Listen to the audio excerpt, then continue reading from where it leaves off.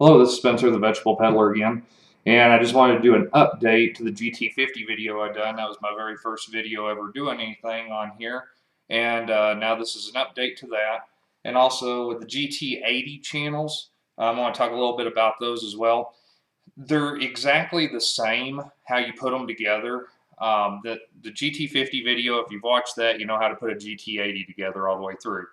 The only thing that differs is the hose you get from Farmtek versus that black 1/4-inch hose that I got from dripworks.com.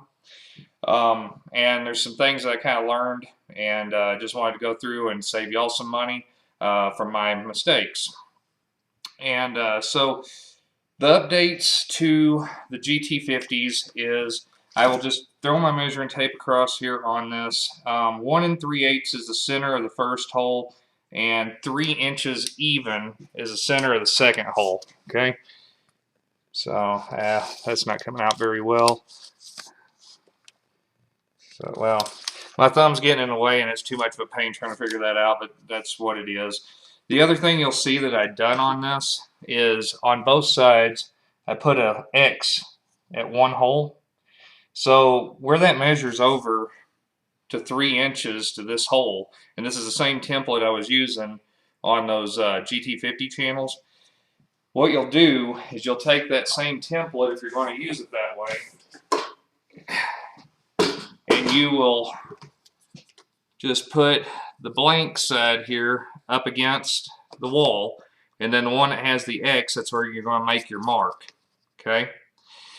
The one thing that I messed up here whenever I started on these GT80s is I was going through my drill kit. All right. On this drill kit, it goes, you can see here, goes a 7/32, 15/64, then a quarter, and a 5/16, 3/8, and then a 1/2 inch. So I was going up the drill bit sizes, you know, like I was talking about before, just go up to the next one. Well, I went from the quarter, which these would not go into a quarter with these the white Farmtek 1/4-inch lines. So what it wound up being was the 17/64 bit. Try to get that up close. So 17/64 is the one that you're looking for. It's not focusing. The light's kind of squirrely in here right now, and I'm trying to get this done. I had a bunch of sewage issues. The sewer line wound up collapsing out there, and I've had a whole construction crew out there completely going through it. It's an old building. Nobody's been in here for 3 years, and the sewer lines collapsed out in the parking lot.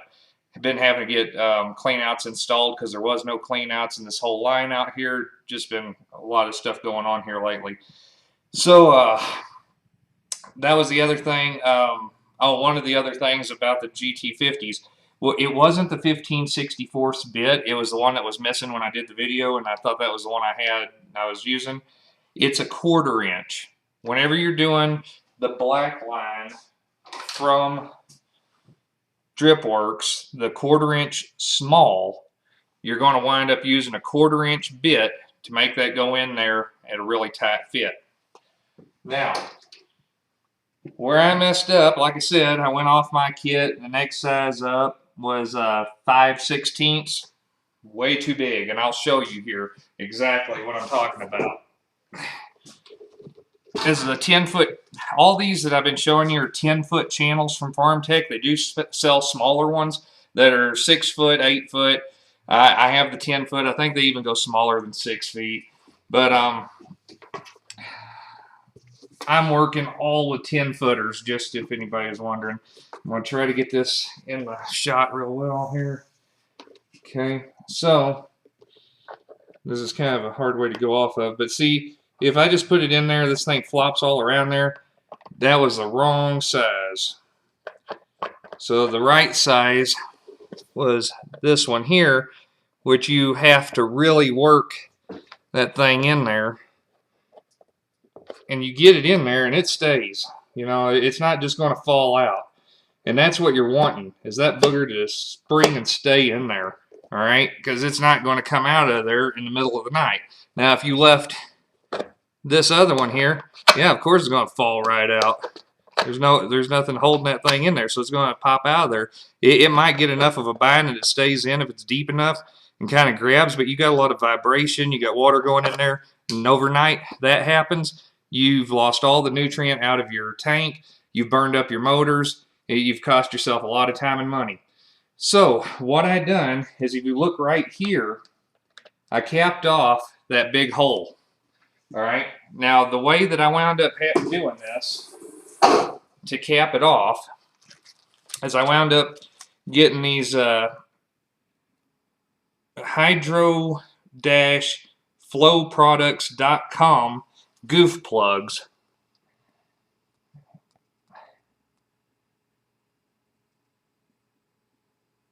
All right. I like to show you all this stuff so you know exactly what part number you're getting, all that stuff. It comes and it looks like this, and you just, you know, snap off the one little piece here. It's really hard to get my camera to focus today. I'm going to turn on some lights here real quick.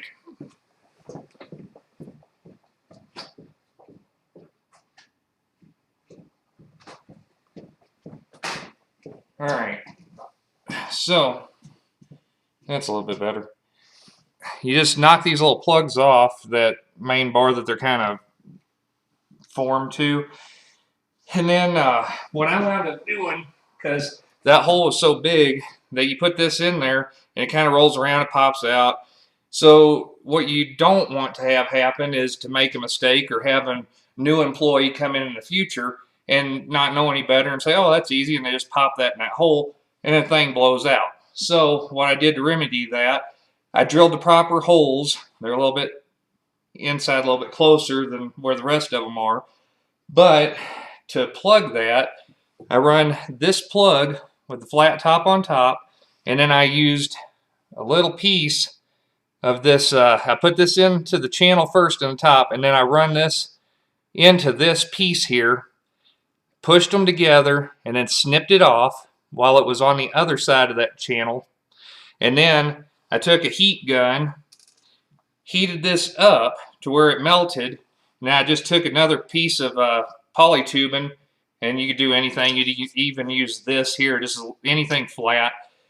Heated it up, melted it, pushed it, it flared, and then that way that plug can't come back out. And if I ever want to take that plug out or whatever, you just heat it up and pull it out, and you got all your parts back and all that stuff. But that plugs off those holes that are too big, so nobody ever makes a mistake of plugging that in there and thing blowing off and making a bunch of issues for you later.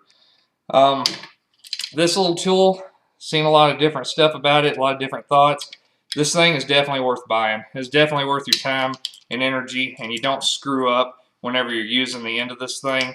This is also out of dripworks.com. Really good, sturdy piece. Very well worth the money. And you can see I've been popping in these in here. Right now I haven't had any issues with really putting anything together. I tried the warm water trick that everybody talks about, where you get a glass of warm water, you put your lines inside it, let it kind of soften it a little bit to push it on the barb. I put hot water in that thing.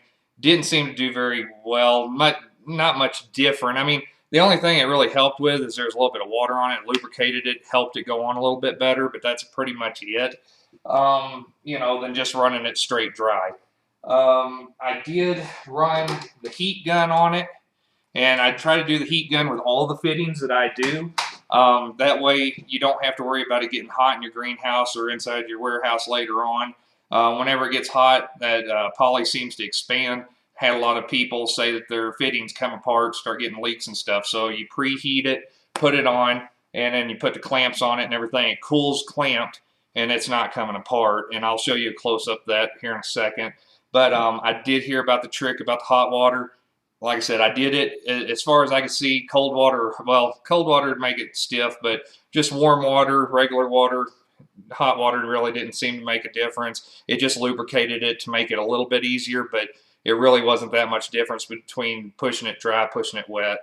The one thing that I kind of stay away from is heating it.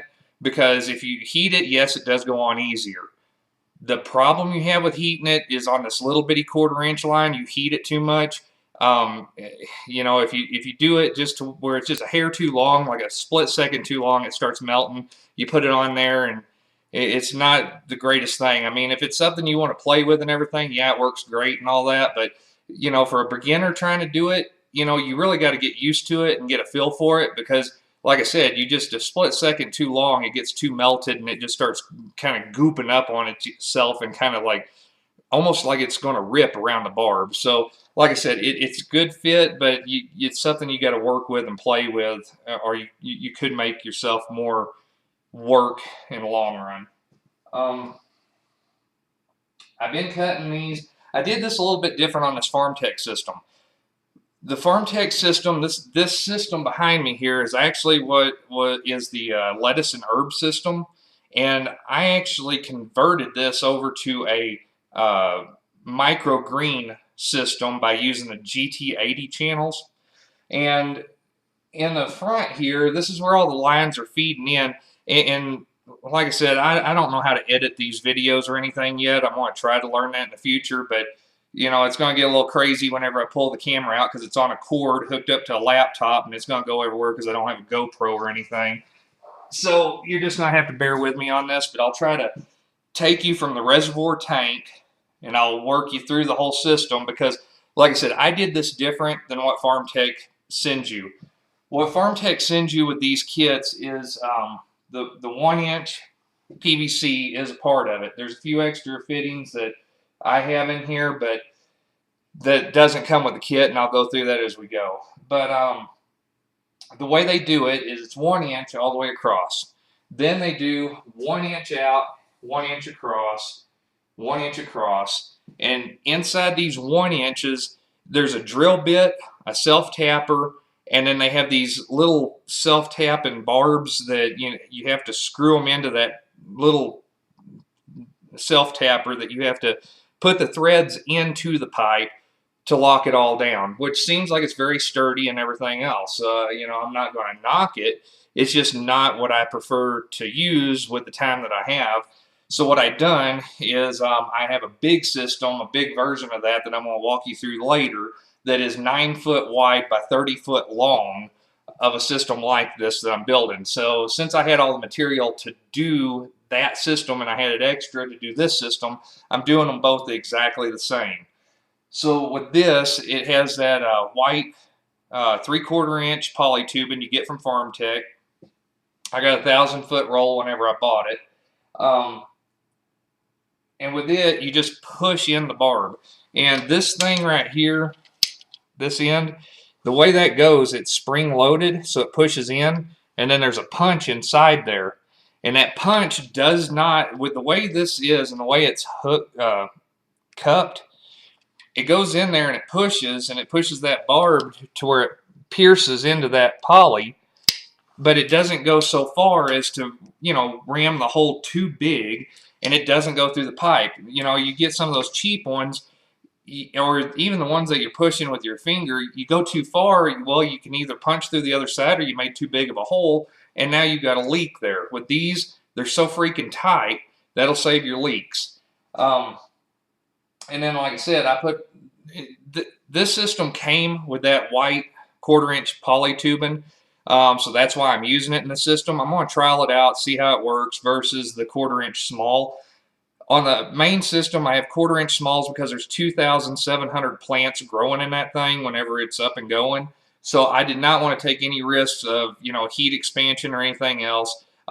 They specifically make that 1/4 inch small irrigation tubing at dripworks.com for people that had greenhouses that were having issues where the 1/4 inch was coming loose and leaking and everything else. So they made this 1/4 inch small, which holds a lot tighter, and they eliminated a lot of issues that people were having. So that's why I went that route with them. I'm going to try these out, see what happens. I had to order some more of these ball valves to connect the rest of this, so I'll try to kind of talk you through what's going on there. But you know, I'll just go ahead and get to it, and we'll see what we got going on here if I can do this to where it's not too horrible. So I'm going to try to hold the laptop and the camera and try to walk all through this, so just bear with me. Alright, so you have a bulkhead fitting that comes out to a reducer, goes into a 90, comes over to a ball valve, it goes to another slip by thread that goes into a filter here, and then it goes to another slip by thread, goes into 90. Then this is basically a union that goes into the pump, and here's you some information on this pump if you need it. If I can get it focused in here. It's really squirrely. Yeah, it's not focusing, but this is a tiny mic pump that Farmtek sells, but it does not have the wiring put into the motor. It comes without the wiring to it, so I had an electrician while he was here doing all the wiring to the building wire in a plug-in to this so I can just plug it into the wall. Then it goes into this fitting and it goes up, and then geez, this is really difficult to do. Alright, so then it goes up here, and each one of these, if you can see, this is going to get really squirrely, guys, and I'm sorry, but I'm trying to give you a shot that every one of these is identical. So I've got a slip by thread, and then I put a thread by barb in there, clamped it down, and then from the barb you have a ball valve, clamped it into a 90, and then the 90 goes into those punch barbs, go into your 1/4 inch line, feeds into the top of your channel, drains down at that end. And then it's just repeated all the way up that way, all the way to the top. Now the one thing I did different than anybody else is on both systems I did this shut-off valve at the top in a 90, and I still got another couple parts to buy for that. But instead of buying a sup pump to pump everything out, which was like a couple $100 more, I just put a ball valve up there, a 90. You'll have to get a reducer slip that goes in there by a thread, 3/4, and then put a 3/4 thread by thread nipple in there, and you can screw on a garden hose onto that nipple, and you can put a one-way garden hose one-way adapter onto that nipple, which is what I've done on the other system, and I'll do it on this one. And then it doesn't allow anything to come back through the hose into your system, so it's only a one-way out. So that way I can shut all these ball valves off, turn on the pump, open up that ball valve at the top, and I can drain the entire system through a garden hose into a dump wherever I need it to go. All right, so that's why I did it that way, and to save money.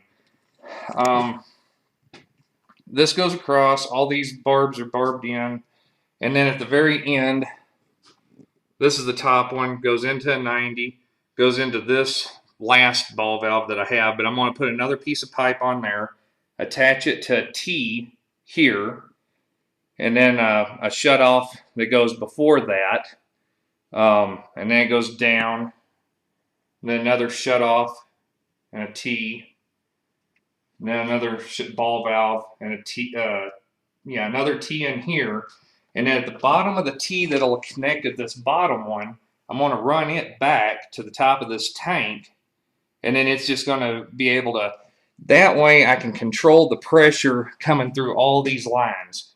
I can get it exactly where I want it, okay? Because Farmtek does sell the little emitter ball valves that go onto these 1/4 inch lines, but I've heard from a lot of guys that they were getting clogged on them, and they told me not to mess with them, so I've been sitting here trying to brainstorm how to eliminate that problem, and I'll show you what those are. Okay, so with this system, it comes with these tiny little ball valves, okay? And the way this works is you put your 1/4 inch line on both sides. Well, you cut your loop in the center, and you install this little 1/4-inch barb there, and then it's basically like a ball valve that you can open and close to control the flow of the water through each individual tube. Very good idea, but from the commercial growers that I've talked to that use these, they said your fertilizer, will clog up in those tiny little ports in there, and it's so small that the salt buildup and everything will wind up clogging these. Then you don't have nutrient going to your plants, and they're kind of a pain to try to clean them out. So the way I'm trying to basically improve the design somewhat for my own use here, since I'm in a commercial operation, I can't go through messing with these all the time, is I got the ball valve before and the ball valve after. So, and then I've got it all plumbed back to the tank, so I can adjust out all the flows all the way through here and see exactly what's going on, get all this dialed in, and if it's getting too much pressure on it, it's blowing too much water in there, I can open up the ball valve on the dump side, return it to the tank, and relieve the pressure, and the flow water will come back down to where I need it. So that's a way that I can control all that. The other thing is underneath the tank, they tell you not to glue the bottom piece that 90s down into your tank on your dump side back there. And I'll try to unplug my laptop and carry all this over here so you can see what I've done there.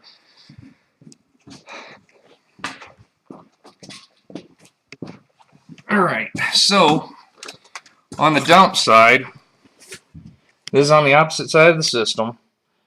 All of them go in here. There's really a tight squeeze in here, and I'm really trying to get a good shot, but it's hard in here, guys. But that comes, the channel ends, dumps into here, and all of these are plumbed together, okay, all the way up to the top. They all go to this one line. It comes down, and it 90s at the bottom here comes over. I put in a Schedule 80 union right here, then at 90s, and goes down, 90s again, and goes in the tank. At the end here, from this 90 that goes into the tank, they tell you do not glue it. I glued it because I like everything solid and glued, and I don't like leaks. So the reason they tell you not to glue it is so you can pull that off and get the top off the tank if you ever have to access it. That is why I put this union in here. So now all I have to do if I want to access it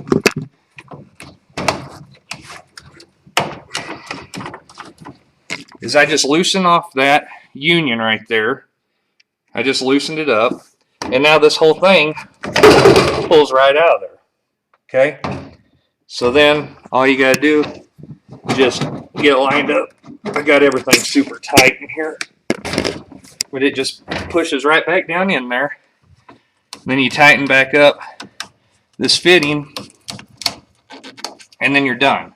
So if you ever need to access it or do any maintenance, you can actually take this entire thing apart, and then all this line here is just in your hand, and this ain't coming off. You know how to put it back together, and it just makes life a lot easier whenever you do it like that.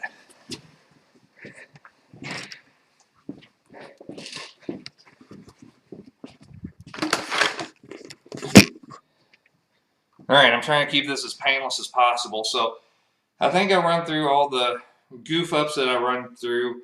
I told you the right sizes on this stuff and how to properly space it. The last thing is, if anybody's wondering, on these lines here, if you're using the materials I'm using and the way I'm putting this together on the outside, the measurements for these 1/4-inch lines where they go from the barb into the system to the bottom inside here, it winds up being 19 inches even.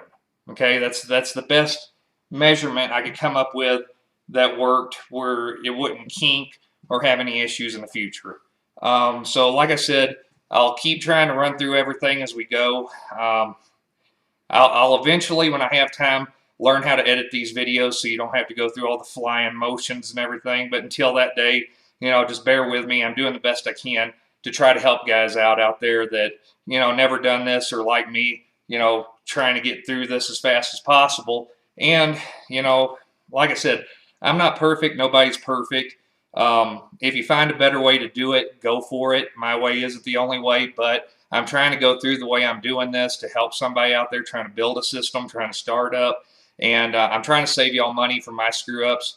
So, you know, like I said, you know, I'll be the first to admit I'm not perfect. I've messed up, you know, but I learned how to fix it and trying to pass on that information to you guys. So if you like what I'm doing, hit like. If you want to follow me along through the process, hit subscribe, and we'll just keep moving along. As I can get some time here and catch you up, I'll keep putting these videos up, and you know, we'll just go through this together. Till next time, I'm Spencer, the Vegetable Peddler. Have a good one.